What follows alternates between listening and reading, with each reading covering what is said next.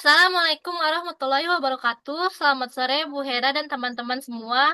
Di kesempatan ini kami akan menyampaikan presentasi mata kuliah MSDM dengan materi peran peran dan tantangan supervisor di PT Sumber Solusi Telkom Perkasa. Sebelum kami memaparkan materi, perkenalkan nama saya Dosma Poina Lubis dengan NIM 6424240. Perkenalkan, saya dengan nomor 2272. Perkenalkan, nama saya Jiwa Putri dengan NIM 64242449.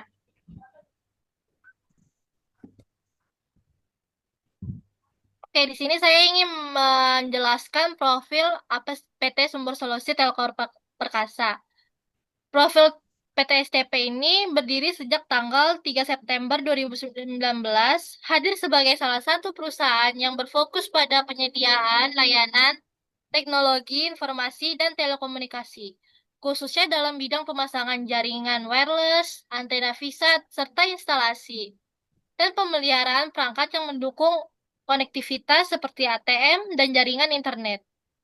PT Sumber Solusi Telkom Perkasa ini atau bisa disebut STP ini didirikan oleh para pendiri yang berpengalaman yaitu Bapak Cahyadi, Bapak Antonius Agus Wahyu, dan Bapak Eski Oktavia Utomo. Selanjutnya, kita akan membahas tentang supervisor. Supervisor adalah posisi kunci yang menghubungkan manajemen dengan karyawan operasional. Menurut Holmes et al. Pada tahun 2021, supervisor berperan dalam kepemimpinan dan manajemen dengan memastikan kegiatan organisasi berjalan sesuai rencana. Mereka juga menciptakan suasana kerja yang meningkatkan keterlibatan dan kinerja karyawannya. RC Davis menjelaskan bahwa supervisor bertugas mengawasi pekerjaan sesuai industri dan rencananya, mengelola tim agar pekerjaan berjalan efektif dan efisien, sebagai pemimpin langsung karyawan non-manajerial. Singkatnya, supervisor adalah jabatan dalam perusahaan yang bertugas mengawasi, mengarahkan, dan memimpin karyawan di bawahnya untuk memastikan pekerjaan sehari-hari diselesaikan dengan benar dan efisien. Oke, next.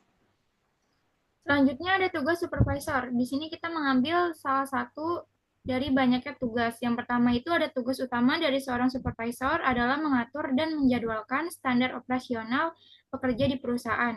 Kedua, memastikan tim bekerja sesuai tujuan perusahaan dengan mengatur pekerjaan, memantau kinerja, memberikan arahan, dan bertindak sebagai perantara antara karyawan dan manajemen.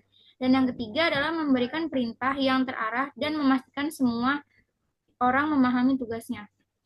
Selanjutnya ada tantangan sebagai supervisor.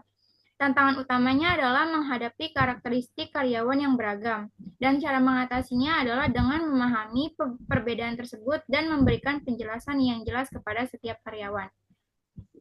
Next, selanjutnya. Selanjutnya ada strategi.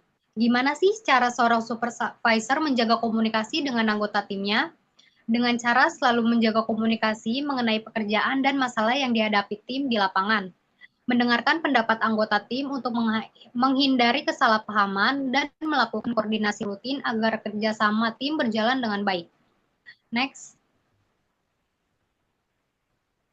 Oke, setelah membahas materi tersebut, sebagai penutup, kami akan menyampaikan kesimpulan dari peran dan tantangan supervisor.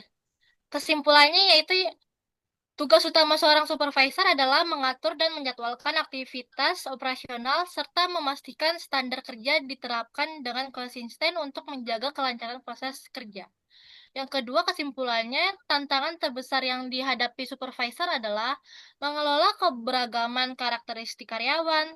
Pendekatan yang efektif adalah dengan memahami perbedaan tersebut, komunikatif, dan memberikan arahan yang jelas, guna menghindari konflik serta memaksimalkan potensi tim. Yang ketiga, kesimpulannya komunikasi yang efektif dalam tim dijaga dengan melakukan koordinasi rutin, mendengarkan masukan anggota tim, dan memberikan ruang bagi diskusi terkait permasalahan di lapangan. Pendekatan ini menimbulkan kesalahpahaman dan meningkatkan kerjasama tim. Oke, sekian presentasi dari kami. Apabila ada kurang dalam memaparkan materi tersebut, mohon dimaafkan. Terima kasih. kasih.